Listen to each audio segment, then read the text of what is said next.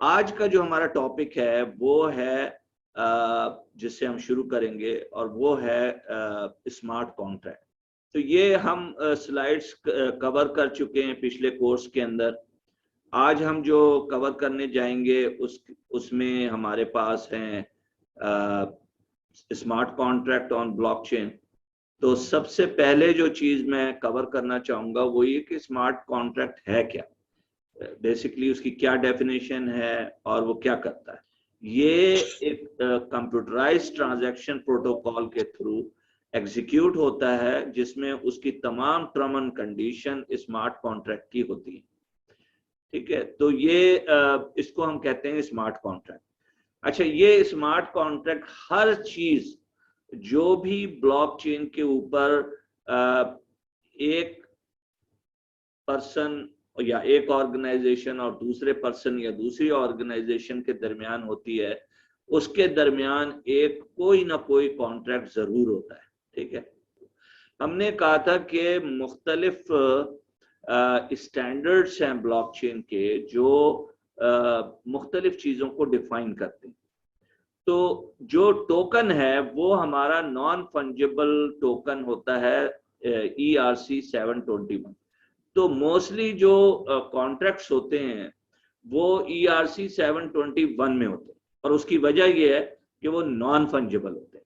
और non fungible मैं आपको बता चुका हूं, दोबारा मैं बता देता हूं कि एक प्रॉपर्टी अगर एक ने बेची है और दूसरे ने खरीदी है तो वो दोबारा नहीं हो सकती। वो जिसने खरीदी है उसके पास से चली गई और जिसके पास गई उसके पास वो पहुंच गई। यही इसको हम नॉर्मली कहते हैं डबल स्पेंड प्रॉब्लम ऑल्सो, कि अगर आप नॉर्मल लाइफ में अगर आप 1000 का नोट किसी को देते हैं तो आप वो 1000 का नोट आपके पास से चला जाता है और वो दूसरे के पास होता है। तो इसका मतलब है कि ये नॉन फंजिबल करेंसी है। मसलन मैंने जो करेंसी दी वो उस तक पहुंच गई। लेकिन अगर वही मैं 1000 का नोट स्कैन करके उसे भेज दूं तो उसका कोई फायदा नहीं, क्योंकि वो उसको स्पेंड नहीं कर सकेगा, फिर मैं ही उसको स्पेंड कर सकूंगा। तो हम ये आगे हमारे बहुत काम आएगा जब हम ये बात करेंगे कि आप जब कोई चीज या तो टोकन या बिटकॉइन और दूसरी चीजें आप सेल और बाय करते हैं तो क्यों ये बहुत जरूरी है कि उसके अंदर एक स्मार्ट कॉन्ट्रैक्ट होना चाहिए और वो डबल स्पेंड उसमें ना हो। यानी जब आपने दे दिया तो आपके पास से वो चली गई और जिसके पास गई वो अब वहां पहुंच गई। दूसरा उसका 721 का स्टैंडर्ड है, ट्रांसफरेबल है। बहुत सी चीजें जो है वो ट्रांसफरेबल नहीं होती और इसमें आप स्मार्ट कॉन्ट्रैक्ट में बता सकते हैं कि जी ये ट्रांसफरेबल है।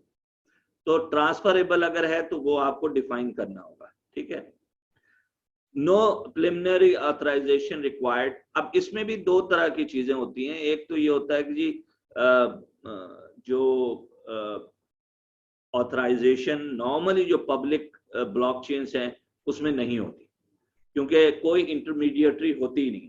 लेकिन हम आखिर में कुछ यूज केस पढ़ेंगे जिसमें फाइनेंशियल इंडस्ट्री या इस तरह की जो इंडस्ट्रीज में ब्लॉकचेन यूज होता है उसमें एक नोटरी का कॉन्सेप्ट भी है और कहीं ना कहीं एक ऑथेंटिकेशन की जरूरत पड़ती है और इसी तरीके से उसमें व्यूइंग का भी फंक्शनैलिटी है जो कि रेगुलेटर्स के लिए अवेलेबल होती है।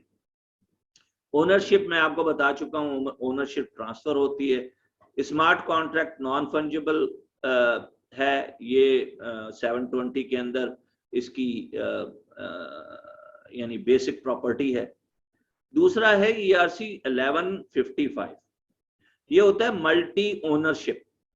तो मल्टी ओनरशिप के अंदर हम मैं कह सकता हूं कि जी मैं एक ही, अगर मैं NFT पे जाऊं तो मैं एक अपना आर्ट वर्क है और मैंने उसे डिजिटल में कर दिया है तो मैं कहूँ कि जी ये तो मैं 10 लोगों को बेचूंगा। मसलन ये कि मैं जो ये आर्ट लेगा मुझसे वो 10 मुख्तलिफ लोगों को मैं ये दे सकता हूं, तो फिर ये 1155 के थ्रू जाएगा। लेकिन अगर मैं ये कहूंगा कि नहीं मेरा ये आर्ट वर्क है ये और एक ही आदमी इसको खरीद सकता है, तो फिर 721 से के थ्रू ये ट्रांसफर होगा और उसकी जो प्रॉपर्टी होगी या उसका जो कॉन्ट्रैक्ट होगा पीछे स्मार्ट कॉन्ट्रैक्ट वो बता रहा होगा कि ये 721 फंजिबल है। ऑब्वियसली मतलब एक से ज्यादा अगर लोगों के पास जाएगा तो वो फंजिबल है। कहाँ यूज होता है? नॉर्मली स्मार्ट कॉन्ट्रैक्ट जो 1155 में यूज होता है वो गेमिंग वगैरह के अंदर होता है, क्योंकि एक गेम जो है मल्टीपल लोग यूज करते हैं, तो गेमिंग के अंदर होता है। इसी तरह से हम आगे चलकर मेटावर्स पढ़ेंगे, तो मेटावर्स के अंदर स्मार्ट कॉन्ट्रैक्ट होता है, क्योंकि अगर मैंने एक शर्ट वहां खरीदी है, आपने सुना होगा मेटावर्स पे जो है अभी रिसेंटली जो ब्रांड्स हैं वो भी आ गई हैं, तो वो जब शूज अपना वहां लेकर आती हैं या शर्ट लेकर आती हैं, तो शर्ट जो है मल्टीपल एविटार्स बाय कर सकते हैं और पहन सकते हैं, तो उसमें एक नहीं रह गई बल्कि मल्टीपल लोग यूज कर सकते हैं। तो ये दो बहुत कॉमन स्टैंडर्ड्स हैं जो कि यूटिलाइज होते हैं इस स्मार्ट कॉन्ट्रैक्ट के अंदर।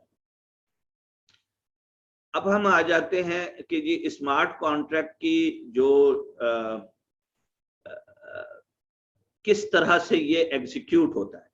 तो contract written as code into a blockchain, यानी ये जो स्मार्ट कॉन्ट्रैक्ट है ये कंप्यूटर लैंग्वेज के अंदर लिखा जाता है और ये वहां पर लोड किया जाता है। अच्छा, हमने शुरू में बात की थी कि हम इस कोर्स पे बहुत ज्यादा फोकस नहीं करेंगे कि डेवलपमेंट क्या है और कोडिंग कैसे करनी है। अब इसमें दो तरीके हैं जो कि स्मार्ट कॉन्ट्रैक्ट में यूज किए जाते हैं। जब हम अभी जाएंगे और ओपन सी के ऊपर एक NFT क्रिएट करेंगे, तो उस वक्त जब हम NFT क्रिएट करेंगे तो वहां पर बहुत सारी फील्ड्स होंगी और उसमें जब भी हम कोई चीज लिखेंगे तो वो उसकी बेसिस के ऊपर स्मार्ट कॉन्ट्रैक्ट लिख देगा। तो बेसिकली एक आपको फ्रेमवर्क मिल गया है कि आपको प्रोग्राम लिखने की जरूरत नहीं है, वो जो एप्लीकेशन है खुद ही एक तरह से स्मार्ट कॉन्ट्रैक्ट की फॉर्म बना लेता है, ठीक है। और जब वो आप उसे ऑक्शन पे लगाते हैं या सेल करते हैं तो वो कॉन्ट्रैक्ट वहां पर मौजूद होता है, ठीक है। तो जब हम उसमें जाएंगे तो इसको फर्दर हम इसको एक्सप्लेन करेंगे। The contract is a part of the public blockchain. ये जो कॉन्ट्रैक्ट है ये पूरा ब्लॉकचेन जो है यूजुअली पब्लिक होता है। और मैंने कल जब आपको दिखाया तो आपने देखा होगा कि जो ट्रांजैक्शन लोग कर रहे थे वो ट्रांजैक्शन नजर आ रही थी, सिर्फ उसमें फर्क ये था कि अगर मेरा नाम मोहम्मद आरिफ है तो मोहम्मद आरिफ वहां नजर नहीं आ रहा था, वहां पर नजर आ रहा था उसका हैश के अंदर एड्रेस। तो ये आपको नहीं पता चल सकता था कि कौन शख्स है, ठीक है। लेकिन बाकी सारी डिटेल्स की कितने अमाउंट ट्रांसफर हो रहा है, किस टाइम पे हो रहा है, और मैंने वो एक वीडियो नहीं दिखाई, वो मैं आज देखें आपको शायद दिखा दूं डेमो, जिसमें कंट्री भी पता चलती है। यानी कंटिन्यूअसली जो ये ट्रांजैक्शन हो रही होती हैं उसमें ये भी पता चलता रहता है कि ग्लोबली किस कंट्री से किस कंट्री में ये ट्रांजैक्शंस हो रही हैं। So price parties are remain anonymous. इसके अंदर चूंकि हम नहीं देख सकते कि कौन से दो लोग हैं तो हमें नहीं पता चलता कि एक्चुअली उनके नाम क्या है, लेकिन आपको ये पता चलता है कि किस एक्सचेंज पे हो रहा है। आपको ये पता चलता है कि जो मेजर जैसे ओपन सी है तो वहां से आपको पता चल जाएगा कि ओपन सी पे ये ट्रांजैक्शन हो रही है। अच्छा, इसमें होता क्या है कि when the conditions are met contract auto execute. मसलन मैं आपको एक एग्जांपल दे दूं कि सप्लाई चेन के अंदर ब्लॉकचेन के में अगर एक जो गुड्स हैं वो एक ट्रक के थ्रू सप्लाई किए जा रहे हैं और उसके कॉन्ट्रैक्ट के अंदर ये लिखा हुआ है, मैं पहले मैनुअल बता देता हूं कि कॉन्ट्रैक्ट जो हमने साइन किया हुआ है उस अपने सप्लायर के साथ, उसके अंदर ये लिखा हुआ है कि आपने मेंटेन करना है उसकी जो कूलिंग है वो 20 डिग्री के ऊपर होनी चाहिए इनसाइड द कंटेनर, ठीक है। और ये वन ऑफ द क्लॉज है उस जो कॉन्ट्रैक्ट हमने किया हुआ है। अब जब हम ये ब्लॉकचेन पे ले गए हैं तो ब्लॉकचेन क्या करता है, वहां सेंसर्स लगे हुए उन कंटेनर्स के अंदर। तो जैसे ही वो वहां पहुंचता है तो प्रोग्राम जो है वो सेंसर को मैसेज भेजता है कि इस वक्त कितना टेम्परेचर चल रहा है, और वहां से मैसेज वापस आता है कि जी इसका 19 डिग्री है। और जैसे ही ये मैसेज आता है तो conditions are met and amount has been transferred. जो भी उसकी वैल्यू हमने वर्कआउट की थी उस गुड्स की, वो वहां से ट्रांसफर हो गई। इसी तरीके से अब जो ऑटोमेशन हो रही है कंटेनर्स की, उसके अंदर वेट भी उसी वक्त हो जाता है। यानी आपको कोई कंटेनर खोलने की जरूरत नहीं पड़ती, आप उसी के अंदर जो वेइंग सिस्टम है मौजूद है, और वहां पर वो वेट भी हो जाता है कि इतना वेट था, ये प्राइस थी, तमाम कंडीशन हो गई, अब इसको पेमेंट कर दिया। तो ब्लॉकचेन के ऊपर ये चीज हो सकती है कि ये ऑटोमेशन पॉसिबल है। Regulators are keeping eye on a smart contract and its conditions. अच्छा, अब देखें बहुत सारे रेगुलेटर्स होते हैं। जैसे बैंकिंग है तो बैंकिंग के अंदर हर कंट्री के अंदर एक रेगुलेटर होता है। पाकिस्तान के अंदर स्टेट बैंक ऑफ पाकिस्तान है। तो जब भी कोई फाइनेंशियल इंडस्ट्री में ब्लॉकचेन रन किया जाएगा तो वो 100% पब्लिक नहीं होगा, क्योंकि वो फाइनेंशियल इंस्टीट्यूशंस के लिए तो वो पब्लिक भी नहीं होगा, और वो रेगुलेटर जो है वो उसकी ट्रांजैक्शंस को जो है वो वॉच भी कर सकता है। और ये सिचुएशन भी हो सकती है कि वहां पर हम स्मार्ट कॉन्ट्रैक्ट डाल दें कि अगर 10 मिलियन से ज्यादा की ट्रांजैक्शन है तो एज ए नोटरी रेगुलेटर जो है वो उसको अप्रूव करे। ऑल्दो जो ब्लॉकचेन है इसमें अप्रूविंग अथॉरिटी नहीं होती, इसमें इंटरमीडिएटरी का कॉन्सेप्ट नहीं है, इसमें बैंक इन्वॉल्व नहीं होते। आप एक सॉफ्टवेयर में सब कुछ डाल देते हैं और ये ऑटोमेटिकली चलता रहता है, ठीक है। इसी तरीके से दूसरी एग्जांपल है रेगुलेटर और registrar has a role of a notary. अब आप कह लेंगे एक प्रॉपर्टी जो है वो ट्रांसफर हो रही है, ठीक है, और उस प्रॉपर्टी के अंदर ये है कि जी एक ऑब्वियसली आजकल अगर आप देखें तो लॉयर होता है, बैंक होता है, रजिस्ट्रार होता है, और एक जिस the person who is selling and the person who is buying, ठीक है। अब इसके अंदर जो स्मार्ट कॉन्ट्रैक्ट डाला जाता है इसके अंदर इन सारे लोगों की जरूरत नहीं होती। मसलन लॉयर की जरूरत नहीं, क्योंकि कॉन्ट्रैक्ट जो है एज ए कोड एंटर कर दिया गया है। आप वैसे भी देखें कि तो 95% और 99% जो लॉयर डॉक्यूमेंट बनाते हैं वो एक ही जैसे होते हैं, उसमें बहुत कम डिफरेंस होता है जो लॉयर उसमें डॉक्यूमेंट प्रिपेयर कर रहे हैं। तो वो जो स्मार्ट कॉन्ट्रैक्ट है वो ऑटोमेटिकली लिखा जा चुका है, तो लॉयर का काम इसमें अब नहीं रहा। इसी तरीके से जो बैंक है वो जब स्मार्ट कॉन्ट्रैक्ट इंस्ट्रक्शन कर देगा बैंक को कि आप पेमेंट कर दें तो वो कर देगा। तो ऐसा कुछ नहीं होगा कि चेक दिए जाएंगे। अभी क्या होता है कि जी 10 चेक 15 चेक या और भी दूसरी सूरत हाल होती हैं कैश वगैरह की, वो इसमें नहीं है। तो ये बड़ा एक फेयर वो होता है कि जी उसमें ऑटोमेटिकली जो है बैंक को इंस्ट्रक्शन चली आती कि इस अकाउंट से आप इस अकाउंट में ट्रांसफर कर दें, ठीक है। और जो रजिस्ट्रार है वो नोटरी के तौर के ऊपर वहां पर उसको स्टैंप करेगा, यानी वो ट्रांजैक्शन पूरी देखेगा। ऑल्दो कि उसको पता है कि स्मार्ट कॉन्ट्रैक्ट क्या है, लेकिन उसको वो अप्रूव करनी होगी। तो there is a if and buts, मतलब ये नहीं है कि टोटली इंटरमीडिएटरी खत्म हो जाए। मतलब बहुत से लोग जब ब्लॉकचेन के बारे में बात करते हैं तो ये कहते हैं कि जी ये बना ही इसलिए है कि मिडिल मैन को खत्म कर दिया जाए। ये सही है किसी हद तक, लेकिन 100% सही नहीं। तो बहुत सी ऐसी सिचुएशंस हैं जो फाइनेंशियल इंडस्ट्री हो गई, या मैंने आपको प्रॉपर्टी की एग्जांपल दी, इसके अंदर रेगुलेटर का एक रोल है। और जितने भी यूज केस हुए हैं, हम अभी इसी कोर्स के अंदर फाइनेंशियल इंडस्ट्री के अंदर तकरीबन 4 या 5 यूज केस देखेंगे। तो वहां पर आपको अंदाजा होगा कि जो जैसे IBM ने अपना हाइपरलेजर बनाया है, वो स्पेशली बहुत ज्यादा यूज हो रहा है इस वक्त सप्लाई चेन के अंदर और बैंकिंग के अंदर भी। तो वहां पर ये क्या कॉन्सेप्ट है, इसको हम वहां पर जब कर रहे होंगे तो फिर डिटेल में देखेंगे। अच्छा, अब आ जाए जी कि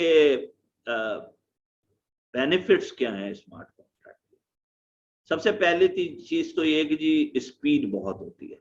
मसलन मैंने कल बात की कि जी ट्रांजैक्शन वो कर रहे हैं तो 2 सेकंड, 3 सेकंड, 5 सेकंड, 9 सेकंड के अंदर वो ट्रांजैक्शन हो रही थी, ठीक है।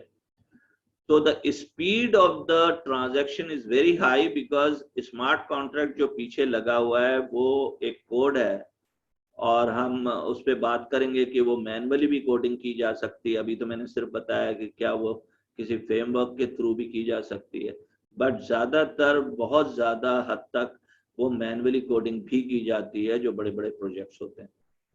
तो speed is a important thing that few seconds के अंदर आपकी ट्रांजैक्शन हो जाती है मसलन, और उसमें कोई बाउंड्री नहीं है, उसमें कोई कंट्री नहीं है, क्योंकि ये सिस्टम ग्लोबली है।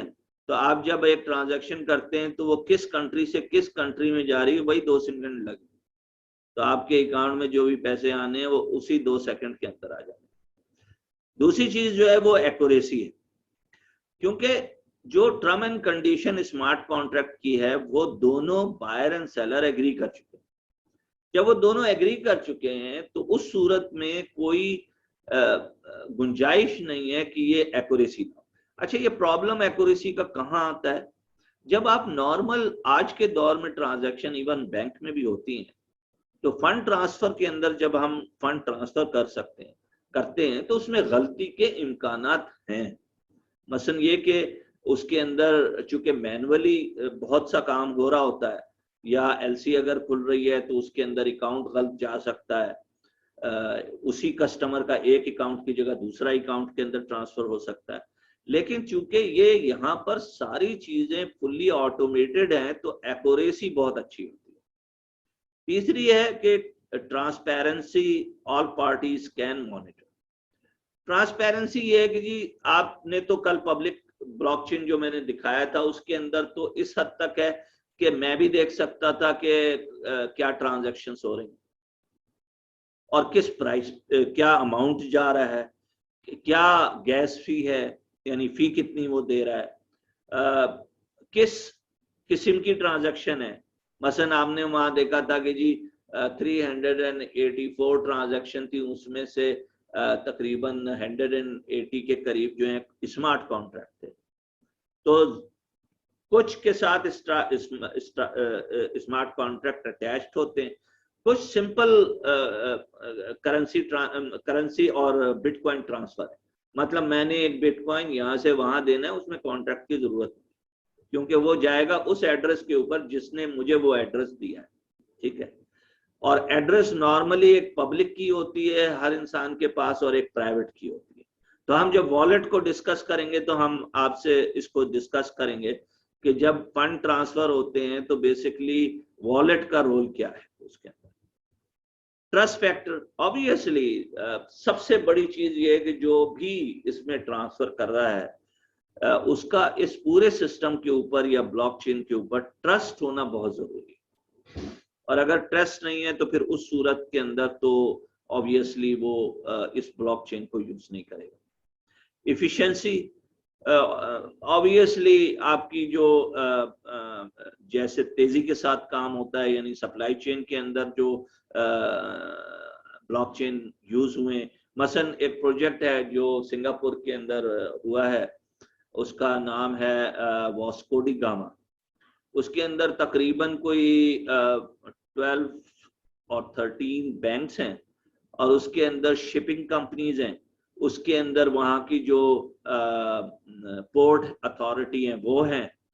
तो तकरीबन ऐसे कोई 10 स्टेक होल्डर्स हैं जो ब्लॉकचेन पे मौजूद हैं। तो जब ये ट्रांजैक्शन शिप कोई आता है और उससे कंटेनर उतरने शुरू होते हैं तो यूजुअली उन्होंने कहा है कि जी it is not 30% efficiency, it is 10 times efficiency. जो अब तक उन्होंने जो वर्क किया इस प्रोजेक्ट के ऊपर। ये तकरीबन कोई 10 साल से प्रोजेक्ट चल रहा है। तो ब्लॉकचेन कोई नई चीज नहीं है, बट चूंकि अभी उसका यूज बहुत कम हुआ है, और ख़ास तौर पे तो पाकिस्तान में अभी इसका यूज ना होने के बराबर है और आगे चलकर आएगा अगले 5 साल के अंदर। तो हम इस पे बात करेंगे कि हम इस कोर्स में ये कोर्स करा ही क्यों रहे। देखिए, सबसे बड़ी बात ये है कि जो बच्चे यहाँ पर सुन रहे हैं इस कोर्स को, उन्होंने ये डिसाइड करना है कि अगले 5 साल में हमारी जॉब्स किन एरिया में होगी। यकीनी बात है उन एरिया में होगी जहां पर अगले 5 साल में या फ्यूचर में सबसे ज्यादा डेवलपमेंट होगी। मसलन मैंने ये कहा कि स्मार्ट कॉन्ट्रैक्ट के जो इश्यूज हैं, उसमें से एक इशू ये भी है कि बहुत कम लोग अवेलेबल हैं पूरी दुनिया में जो स्मार्ट कॉन्ट्रैक्ट का प्रोग्राम लिख सकते हैं। Is one of the deficiency. अब पाकिस्तान में ये बहुत बड़ी अपॉर्चुनिटी है कि अगर कोई इसको, और उसमें एक लैंग्वेज यूज होती है सॉलिडिटी, अगर बहुत सिंपल सा प्रोग्राम है, एक कॉन्ट्रैक्ट नॉर्मली जो है एक आदमी आधे घंटे से 1 घंटे में लिख सकता है, और यूजुअली उसे $50 से लेके $100 मिल सकते हैं उस एक कॉन्ट्रैक्ट के लिखने के लिए। तो ये जो फ्रीलांसिंग है, यानी घर पे बैठकर एक आदमी अगर ये छोटी सी चीज सीख ले तो कितने पैसे बन सकते हैं, और पूरी दुनिया में ये चीज अभी मुतारिफ होने जा रही है, हो रही है। तो इसमें अपॉर्चुनिटी बेइंतहा है। यानी अगर आप इसमें काम करेंगे तो आगे चलकर आपको फिक्र नहीं होनी चाहिए कि मैं जिस चीज में अपने आप को स्किल क्रिएट कर रहा हूं उसमें मैं पैसे बना सकता हूं। 6 बेनिफिट जो है स्मार्ट कॉन्ट्रैक्ट का कम्युनिकेशन है, कि जो कम्युनिकेशन है वो बड़ी इजी है। मतलब जब आप कोई क्लिक कर रहा होता है तो उसे पता होता है कि स्मार्ट कॉन्ट्रैक्ट क्या है।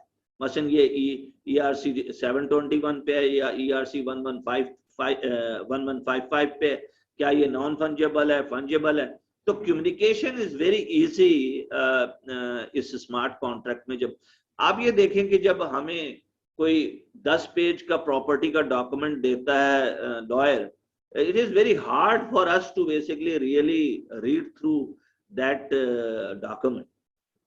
तो आपके पास कम्युनिकेशन क्यों मैं कह रहा हूं कि बहुत इजी है, क्योंकि स्मार्ट कॉन्ट्रैक्ट पहले से डिफाइन है, उसमें बेशुमार चीजें डिफाइंड है, और उस डिफाइंड के अंदर आपने फिल इन द ब्लैंक करना। तो हर आदमी अगर थोड़ा सा उसको आइडिया हो जाए कि स्मार्ट कॉन्ट्रैक्ट में क्या क्या चीजें होती हैं, ही कैन क्लियरली अंडरस्टैंड कि क्या इसका मतलब है। सिक्योर है। हमने बहुत डिस्कस इस पे थोड़ा सा किया था कि ब्लॉकचेन जो है वो काफी सिक्योर है। स्पेशली जब हम बात करते हैं कि बीच में हमने कहा था कि अगर किसी भी ब्लॉक के अंदर कोई भी माइनर वो कोई ट्रांजैक्शन गलत डाल दे या वहां पर हैकर आके उस ट्रांजैक्शन को गलत कर दे, तो चूंकि ये जो हैश है ये अगले ब्लॉक के अंदर जाता है, और वो हैश बनता है उस डाटा से जो उस ब्लॉक का होगा। तो अगर ब्लॉक का डाटा चेंज हो गया है तो हैश भी चेंज हो जाएगा, और अगले ब्लॉक में जब जाएगा तो फिर उस वक्त जो है वहां पर जो बाकी माइनर हैं वो उसको एक्सेप्ट नहीं करेंगे। वो कहेंगे नहीं, आपका डाटा करप्ट हो गया है, आप जाएं और जाकर पहले इसको रीबिल्ड करें, आपसे हम कोई ट्रांजैक्शन नहीं लेंगे। लेकिन एक सिचुएशन ये भी हो सकती है, और जिसको हम प्रूफ ऑफ वर्क कहते हैं, कि एक माइनर है उसने क्या किया, अपनी तरफ से ही एक ब्लॉक लगा दिया, तो बीच में से कहीं चेंज नहीं आया, बल्कि उसने कहा कि मैंने ये मैथमेटिकल प्रॉब्लम सॉल्व कर लिया है और मैंने ये ब्लॉक अब मैं ऐड करके और इसमें ट्रांजैक्शन डाल के भेज रहा हूं सबको। तो बाकी माइनर को कैसे पता चलेगा कि ये एक्चुअली गलत है? तो उसके अंदर फिर हम कहते हैं कि प्रूफ ऑफ वर्क। तो प्रूफ ऑफ वर्क क्या होता है कि तमाम माइनर फिर उस ब्लॉक के ऊपर एक एल्गोरिथम रन करते हैं जो ये बताती है कि वाकई जो डिसिप्लिन है वो प्रॉपरली फॉलो हुआ है या नहीं हुआ। फिर कॉस्ट इफेक्टिव है कि आपको हर दफा कोई बड़े बड़े कॉन्ट्रैक्ट लिखने की जरूरत नहीं है। आपने अगर एक तरह का एक कॉन्ट्रैक्ट बना लिया, मैं क्यों कहता हूं कि बड़े आसानी के साथ आधे घंटे में एक आदमी जो है वो कॉन्ट्रैक्ट बना सकता है, क्योंकि कॉन्ट्रैक्ट एक कोड है और वो कोड एक जैसा ही है, मिलता जुलता है, उसमें सिर्फ बीच में चेंजेस करनी, ठीक है। तो जो भी कोड लिख रहा है वो अगर $50 चार्ज करता है पर स्मार्ट कॉन्ट्रैक्ट लिखने के लिए, और उससे जिससे भी कॉन्ट्रैक्ट हुआ है जिस कंपनी से भी, और वो दिन में 10 कॉन्ट्रैक्ट करने हैं, 100 कॉन्ट्रैक्ट लिखवाने हैं उन्होंने, तो ये एक बहुत बड़ा जॉब है जो कि जो पार्टिसिपेंट यहाँ पर इसको सुन रहे हैं वो अगर इसमें अपनी एक्सपर्टीज डेवलप कर लें तो उनके लिए एक एज ए फ्रीलांसर जॉब शुरू हो सकता है। मसलन मैं भी इस वक्त पूछता हूँ लोगों से पाकिस्तान में कि यार ये बताएं कोई ऐसा बंदा है वहां जो सॉलिडिटी के ऊपर मुझे कोड लिख दे स्मार्ट कॉन्ट्रैक्ट का, और मुझे ऐसे लोग नहीं मिलते। और उसकी वजह यही है कि अभी लोग इस स्किल को उन्होंने समझा नहीं। आपको फिर भी पाइथन में थोड़ा बहुत मिल जाएंगे लोग, पाइथन में भी लिख सकता है कोई, ये नहीं है कि सिर्फ उसने लिखना ही सॉलिडिटी के अंदर है, लेकिन solidity is a very thin code, like उसमें बहुत कम उसके अंदर आप आसानी के साथ कर सकते हैं। अब हम आ जाते हैं, चलें जी एनएफटी की तरफ। अच्छा, ये बड़ा एक हाइप क्रिएट हुआ है एनएफटी का, और मैं बहुत सारी वीडियो मैंने देखी हैं जो लोगों ने पाकिस्तान से की हैं, और मैं यहाँ एक क्लैरिटी आपको दे दूं, और उन्होंने अपनी वीडियोस में ये कहा कि जो कि सही बात है, ऐसी बात नहीं कि वो गलत है, कि जी फला बीपर है उसने जो है अपनी पेंटिंग्स जो हैं वो 69 मिलियन के अंदर ऑक्शन हुई, और वो एनबीए का एक छोटा सा क्लिप 9 सेकंड का इतने मिलियन के अंदर सेल हुआ। फला ने जो ट्विटर का सीईओ था उसने अपना फर्स्ट ट्विटर जो है वो इतने मिलियन में सेल किया। तो मैसेज ये देने की कोशिश करते हैं कि आप अगर कोई एनएफटी बनाकर डाल देंगे तो आप कल मिलियनर बन जाए। आई थिंक ये message is not a very right message. ये जहन में रखें कि हजारों लाखों लोग जो एनएफटी बना रहे हैं उसमें से ये चंद एग्जाम्पल है। हाँ, ये भी है कि बहुत से लोगों की $10,000 में सेल होती है, किसी की $5,000 में सेल होती है, लेकिन ये एक आगे मैं चल के जब डेमो की तरफ आऊंगा तो आप लोग देखेंगे कि ये एक बहुत बड़ा एरिया है जहां आप अपना स्किल डेवलप कर सकते हैं। यानी इस कोर्स का अगर मैं समझूं कि आप कोई फायदा उठा सकते हैं, तो ब्लॉकचेन तो इसलिए समझाई थी ताकि जब आप एनएफटी के ऊपर आए तो आपको ये पता चले कि कैसे ये पूरा मैकेनिज्म काम करता है, ठीक है। लेकिन एनएफटी को कैसे डिजाइन करना है, कैसे उसे लोड करना है, अब हम थोड़ा सा उसकी तरफ आ जाते हैं।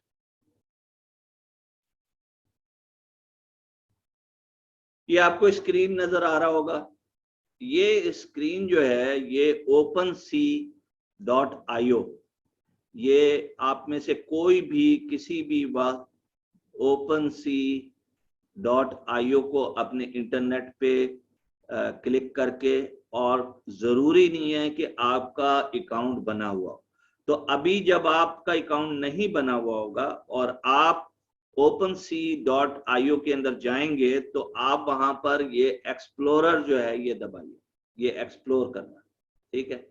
जब ये आप एक्सप्लोर करेंगे तो वो आपको, आप उसमें जाकर मुख्तलिफ जो एनएफटीज हैं वो देख सकते हैं, ठीक है। ये स्क्रीन पे आपको मैं दिखा रहा हूं।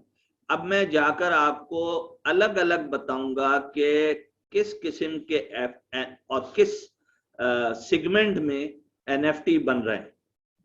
एनएफटी क्या है? नॉन फंजिबल टोकन है। मसलन मैं अपनी एक चीज आपको दिखाना चाहता हूं,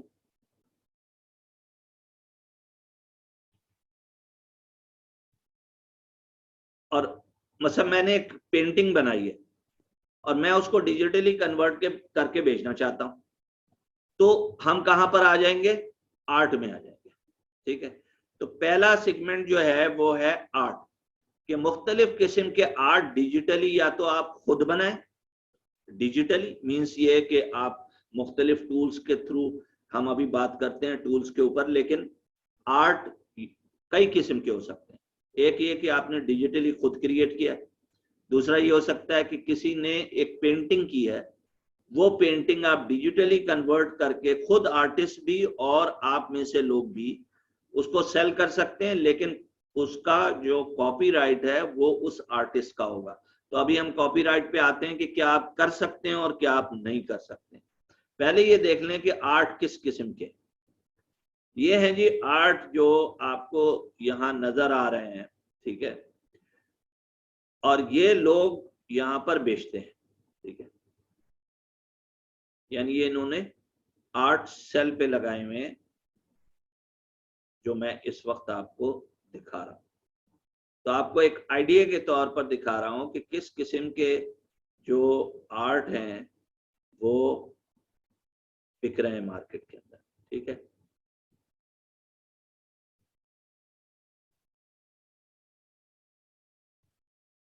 अब देखें ये एक तस्वीर है, और इस तस्वीर को कुछ पोर्शन लेके और फिर उसको ग्राफिकली मिक्स करके एक आर्ट क्रिएट किया गया है, जो कि डिजिटल आर्ट। ठीक है, अच्छा आपने एक लफ्ज सुना होगा पंक के नाम से, तो मैं आपको टॉप में दिखा देता हूं, जो टॉप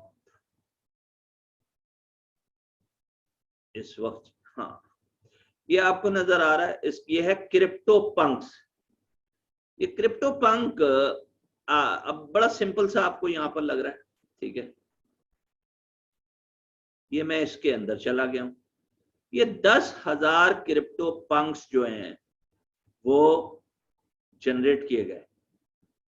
अब आप देख रहे हैं कि ये सिंपल क्रिप्टो पंक्स हैं। ठीक है, अब आप गैस करें कि इसकी एक की प्राइस क्या होगी।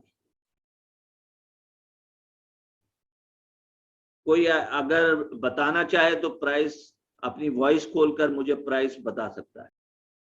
आपके ख्याल में इसकी प्राइस क्या होगी?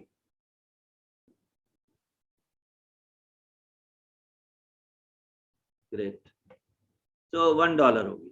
ठीक है, अब मैं आपको ये पंख दिखाने जा रहा हूं। ये एक पंख है जो आपने कहा कि $1 का है।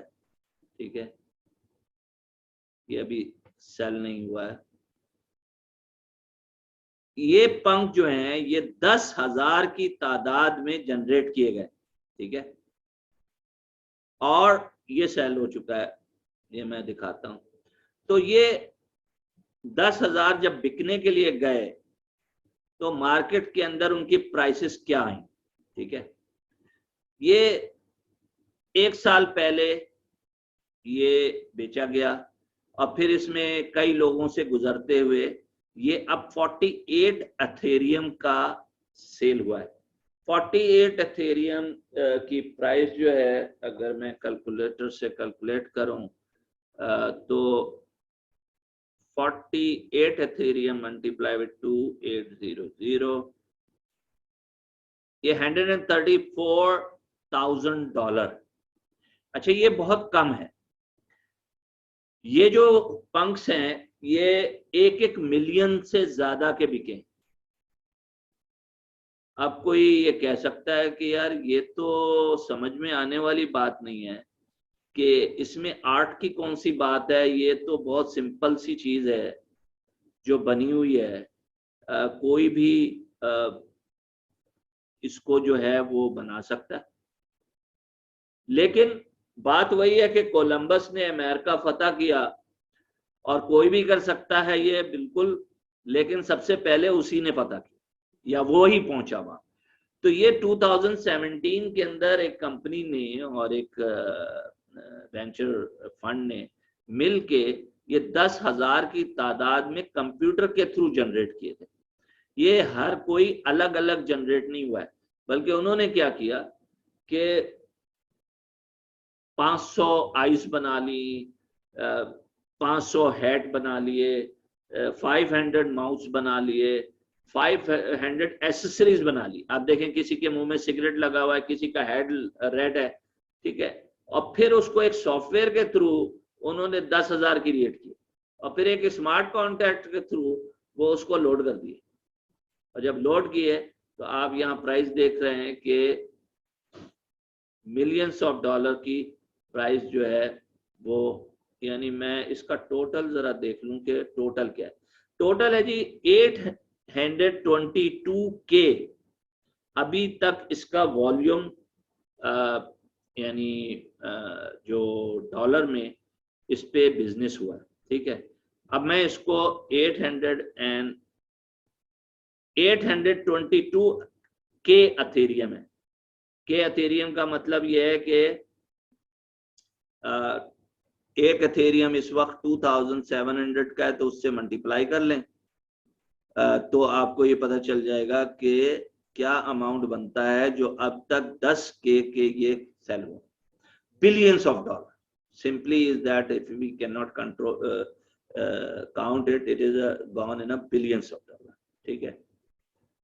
अब हम देखते हैं एक और इसमें जो आपके लिए, ताकि आपको एक अंदाजा हो सके कि जी जो भी ये बात कहता है खैर गलत नहीं कहता, लेकिन उसको करने के लिए भी आपको एक तो बहुत ज्यादा मार्केटिंग करनी पड़ती है। और ये खरीदते कौन लोग हैं?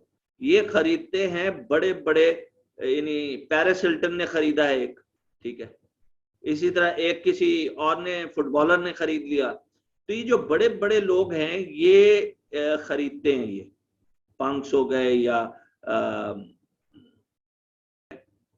अब आप देखें किसी का मुंह किस तरह का है, किसी का कैप लगाई हुई है, किसी के अंदर उसने सिगार लिया हुआ है, किसी में हैट है, किसी में नहीं है। तो ये भी इसी तरीके से उन्होंने 10,000 बनाए हैं, यस 10,000।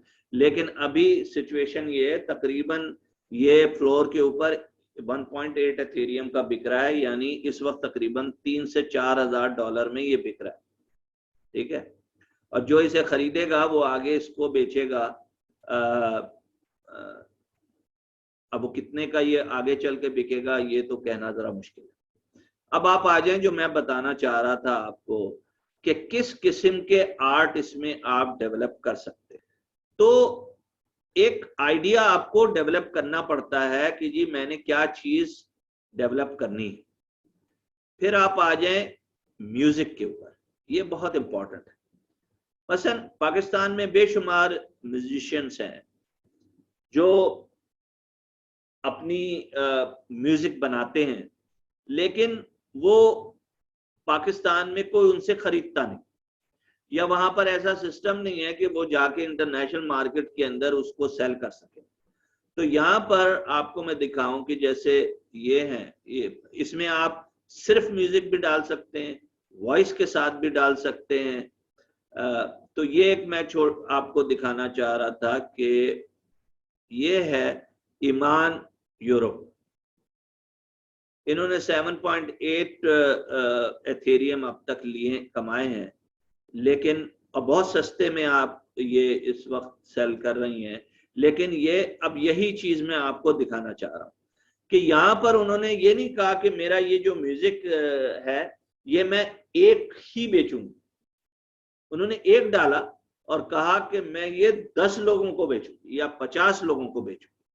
और उन्होंने कहा कि जी ये 22.22 एथेरियम का है, यानी ये तकरीबन कोई 0.22 बनेगा, कोई $300 के करीब करीब। अच्छा, अब ये आप आ गए कि जी ये है क्या चीज। तो मैं यहाँ पर चला के आपको दिखाता हूँ, अगर आवाज आपको आ जाए।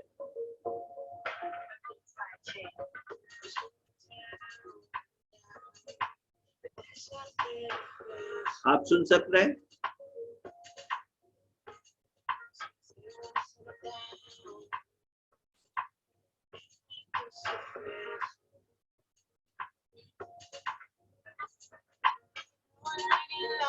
जी,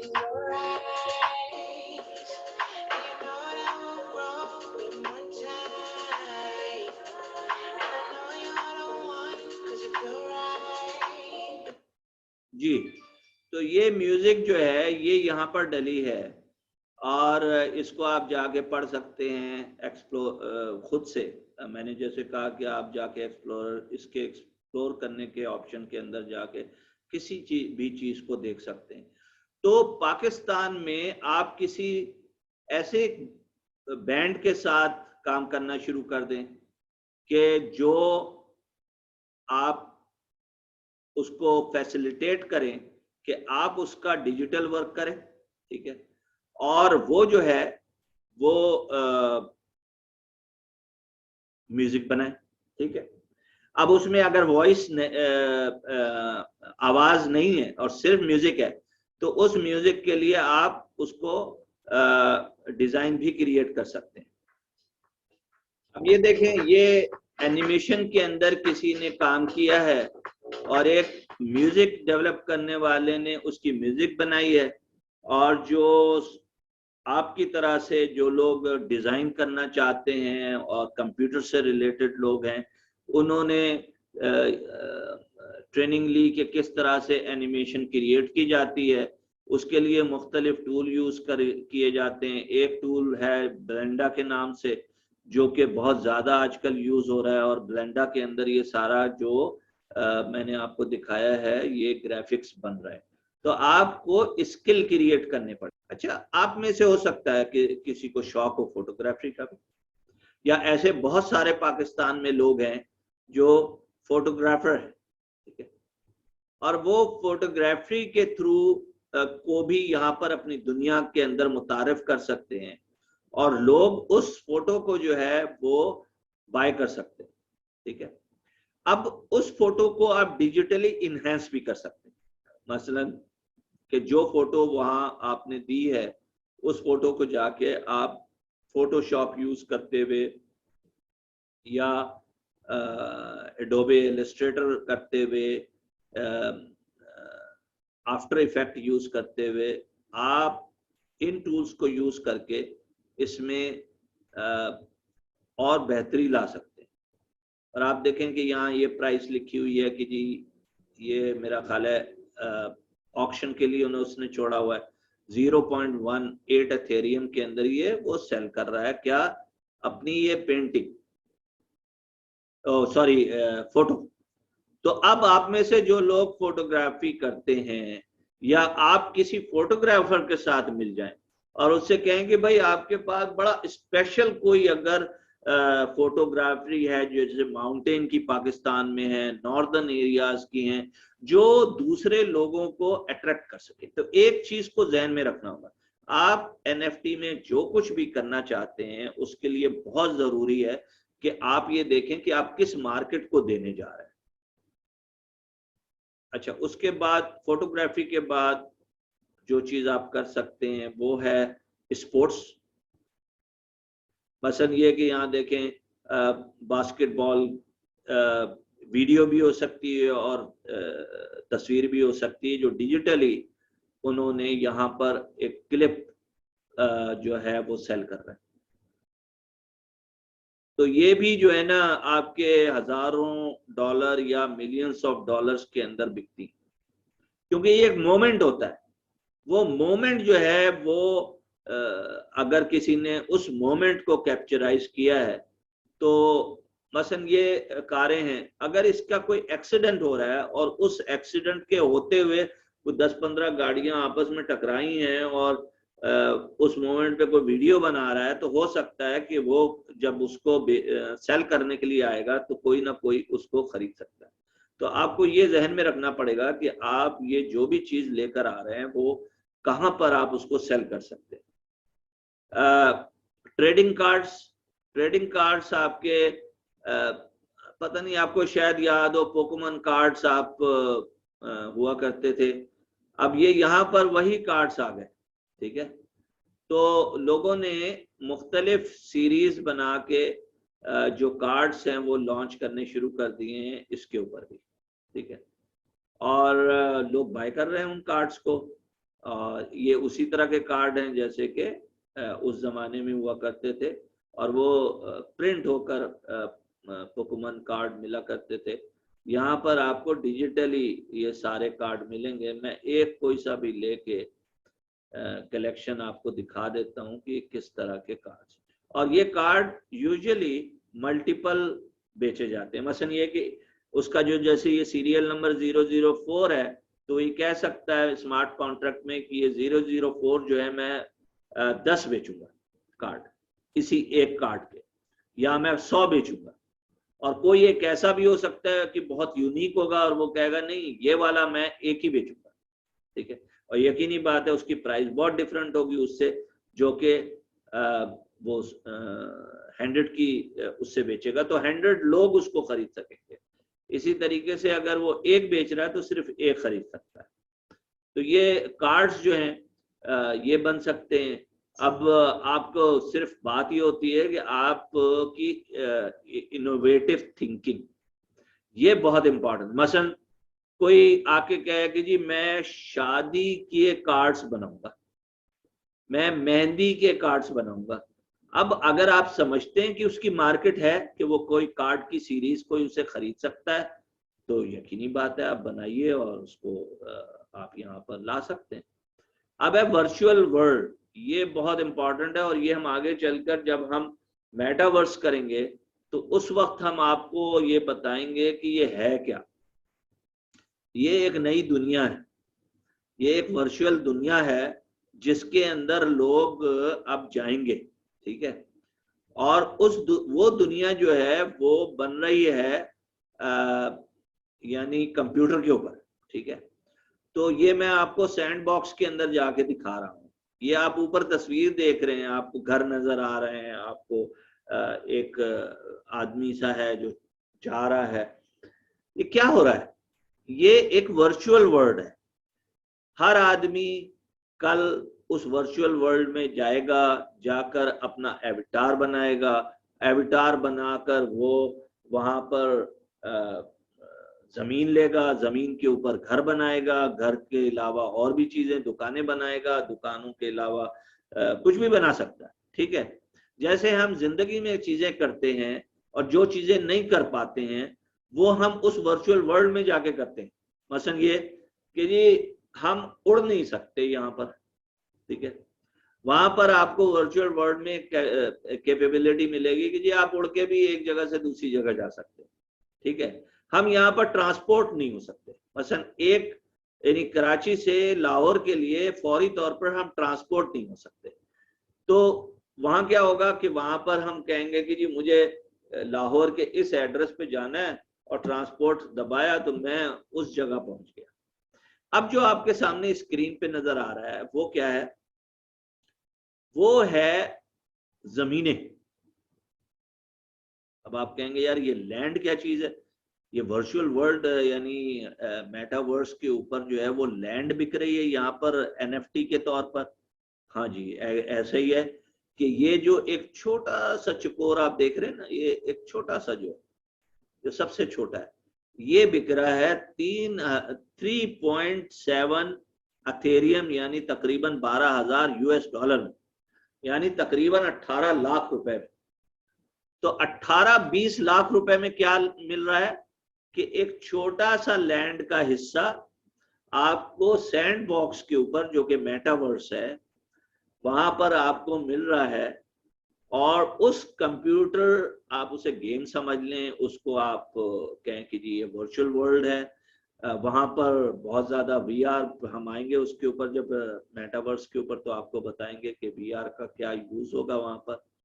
लेकिन ये जमीन कभी सिर्फ ये जो आज 12,000 डॉलर की मिल रही है, ये कभी 10,000 डॉलर की भी थी और 5,000 डॉलर की भी थी।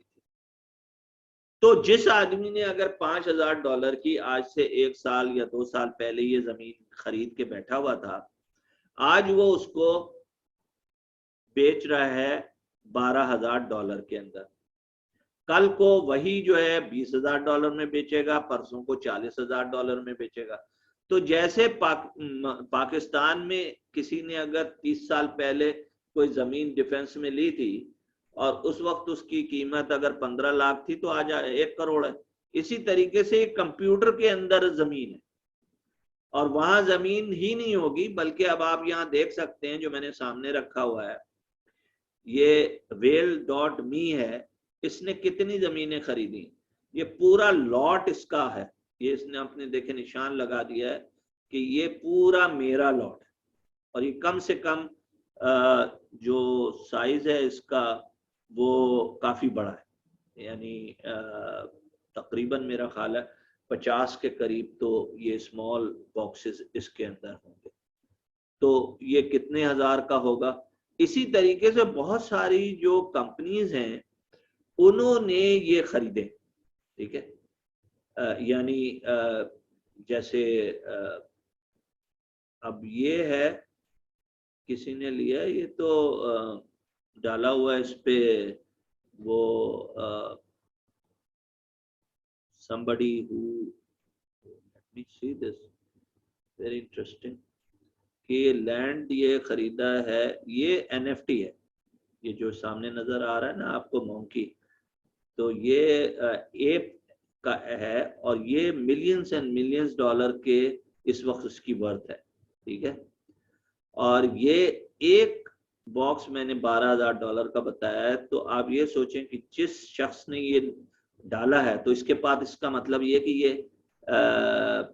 ये वाला NFT भी है, तो ये NFT इसने यहाँ डाला है, लेकिन उसके पास जो जमीन है वो तकरीबन कोई 2-4 मिलियन की तो होगी।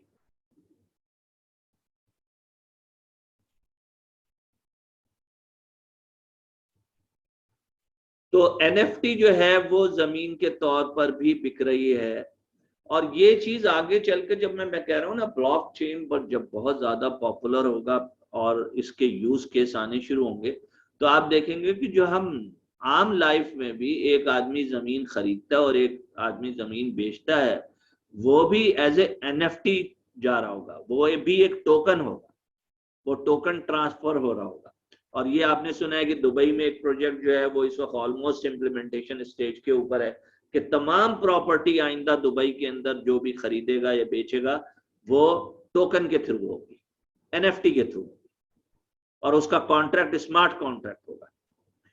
तो बताने का मकसद ये था कि ये टेक्नोलॉजी जो है ये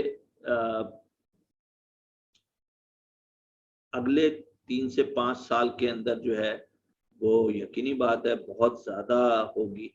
और अगर कोई आदमी अपने आप को इसमें अपना स्किल डेवलप कर लेता है, ठीक है, जो चीजें उसे चाहिए हैं उसके स्किल डेवलप कर लेता है। मसलन अगर यहाँ पर कोई एविटार है, मसलन हर आदमी जो मेटावर्स पे जाएगा उसको एक जिस्म की जरूरत तो पड़ेगी, और वो वहां पर कैसे चलेगा। जैसे आप गेम खेलते हैं तो गेम के अंदर एक एविटार होता है जो गन लिए हुए शूट कर रहा होता है, तो हर आदमी का एक एविटार होगा, तो वहां पर एक दुकान होगी जो एविटार ही बेच रही होगी।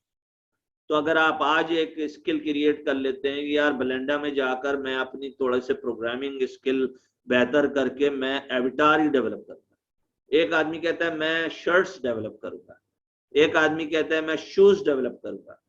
तो ये जो जिसे हम कहते हैं ना पूरी मार्केट प्लेस जो आज आपकी दुनिया के अंदर है, मसलन आपके जो दराज एक आज दुनिया के अंदर है, इसी तरह एक दराज मेटावर्स पे होगी जो वहां की जरूरतों को केटर करेगी।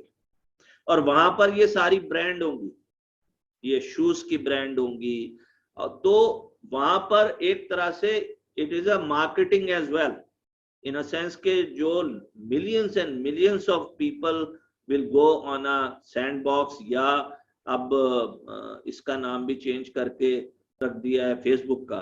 तो फेसबुक भी अगले 3 सालों में 4 सालों में अपना एक मेटावर्स लेकर आएगा। उसमें आप इस तरह फेसबुक नहीं कर रहे होंगे बल्कि आपका एक एविटार होगा जो जाके कर रहा होगा। अच्छा, अब ये काफी टाइम हो गया है, हम आज जो है वो हमें वॉलेट करना था, हम वो वॉलेट को टच नहीं कर सकेंगे, तो हम इसको कल करेंगे, और कल यानी नेक्स्ट क्लास में, और नेक्स्ट क्लास में ना सिर्फ हम वॉलेट क्रिएट करेंगे कि कैसे क्रिएट किया जाता है, यहाँ पर मेरे पास है, मैं दिखा देता हूँ कि ये वॉलेट इस तरह का होता है, ठीक है। आप ये देख रहे हैं कि मेटा मास्क, यहाँ एक तस्वीर बनी हुई है, ये बहुत ही पॉपुलर है, ये मैं आपको बताऊंगा कैसे होता है। तो ये और किस किस्म के ब्लॉक्स होते हैं ये भी मैं कल आपको बताऊंगा कि जो मुख्तलिफ वॉलेट्स आप किस तरह से क्रिएट कर सकते हैं। तो आज चूंकि काफी टाइम इसमें हो गया है, तो कल हम इसको कवर करेंगे, अगली क्लास में करेंगे। और अगली क्लास में हम ये भी करेंगे कि एक हम NFT बनाएंगे, ठीक है, आपके सामने मैं बनाऊंगा, और उस NFT को मैं ओपन सी के ऊपर डालूंगा, और फिर उस NFT को मैं ऑक्शन पे लगाऊंगा। और ये बड़ा सिंपल सा है, मतलब आप घबराएं नहीं, आप बड़े आराम से ये काम कर सकते हैं। एक दफा ये यहाँ पर देख लेंगे ये काम, इसीलिए मैं कह रहा हूं कि इस काम में कोई इतना आपको प्रॉब्लम नहीं है। अगर आप एक दो दफा कर लेंगे तो ये काम आप बड़े आसानी के साथ कर सकते हैं। तो मैं एक पूरा आपको जिसे कहते हैं ना A to Z एक्सप्लेन करूंगा कि कैसे वहां पर जाकर हम इसको करेंगे। तो अभी चूंकि टाइम नहीं है